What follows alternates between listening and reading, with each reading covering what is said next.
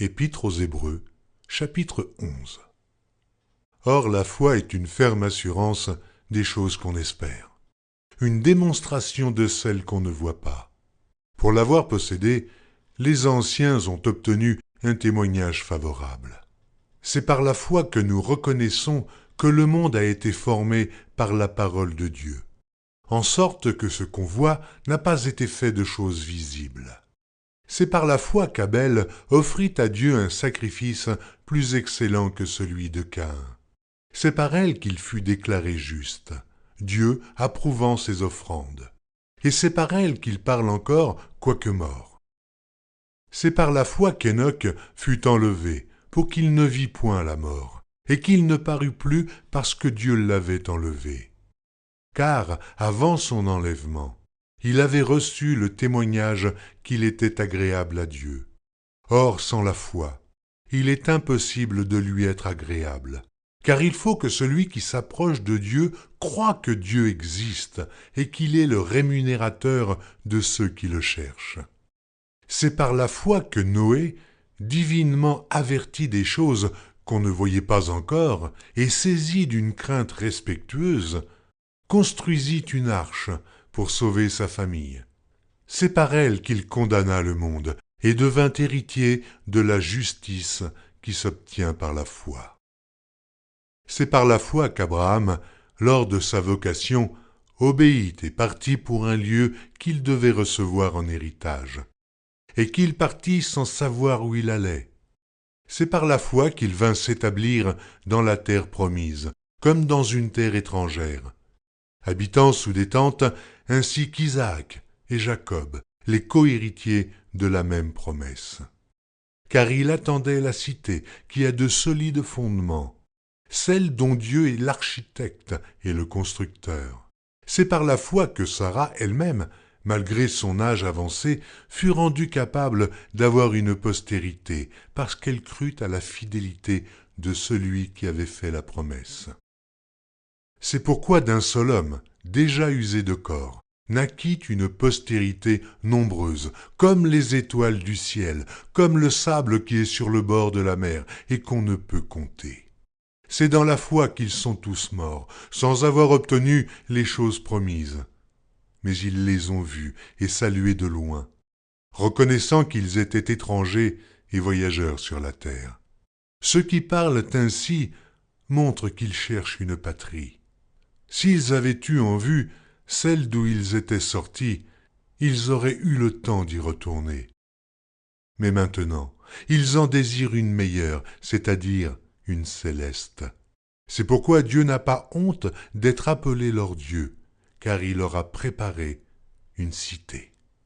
C'est par la foi qu'Abraham offrit Isaac lorsqu'il fut mis à l'épreuve, et qu'il offrit son fils unique, lui qui avait reçu les promesses, et à qui il avait été dit « En Isaac sera nommé pour toi une postérité ». Il pensait que Dieu est puissant, même pour ressusciter les morts.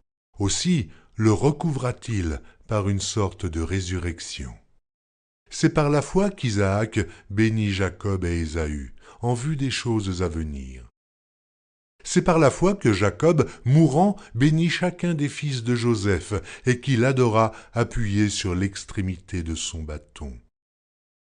C'est par la foi que Joseph, mourant, fit mention de la sortie des fils d'Israël, et qu'il donna des ordres au sujet de ses os. C'est par la foi que Moïse, à sa naissance, fut caché pendant 3 mois par ses parents, parce qu'ils virent que l'enfant était beau, et qu'ils ne craignirent pas l'ordre du roi. C'est par la foi que Moïse, devenu grand, refusa d'être appelé fils de la fille de Pharaon, aimant mieux être maltraité avec le peuple de Dieu que d'avoir pour un temps la jouissance du péché. Regardant l'opprobre de Christ comme une richesse plus grande que les trésors de l'Égypte, car il avait les yeux fixés sur la rémunération. C'est par la foi qu'il quitta l'Égypte sans être effrayé de la colère du roi, car il se montra ferme, comme voyant celui qui est invisible. C'est par la foi qu'il fit la Pâque et l'aspersion du sang, afin que l'exterminateur ne touchât pas au premier-né des Israélites. C'est par la foi qu'ils traversèrent la mer Rouge comme un lieu sec, tandis que les Égyptiens qui en firent la tentative furent engloutis. C'est par la foi que les murailles de Jéricho tombèrent, après qu'on en eut fait le tour pendant 7 jours. C'est par la foi que Rahab la prostituée ne périt pas avec les rebelles, parce qu'elle avait reçu les espions avec bienveillance. Et que dirais-je encore? Car le temps me manquerait pour parler de Gédéon, de Barak, de Samson, de Jephthé, de David, de Samuel et des prophètes, qui, par la foi, vainquirent des royaumes, exercèrent la justice, obtinrent des promesses, fermèrent la gueule des lions, éteignirent la puissance du feu, échappèrent aux tranchants de l'épée, guérirent de leurs maladies, furent vaillants à la guerre et mirent en fuite des armées étrangères. Des femmes recouvrèrent leur mort par la résurrection. D'autres furent livrés au tourment et n'acceptèrent point de délivrance afin d'obtenir une meilleure résurrection. D'autres subirent les moqueries et le fouet, les chaînes et la prison. Ils furent lapidés, sciés, torturés.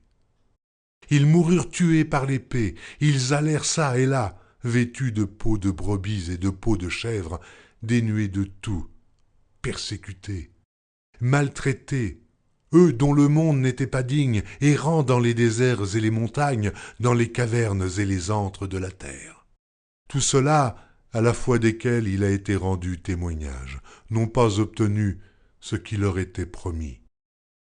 Dieu ayant en vue quelque chose de meilleur pour nous, afin qu'ils ne parvinssent pas sans nous à la perfection.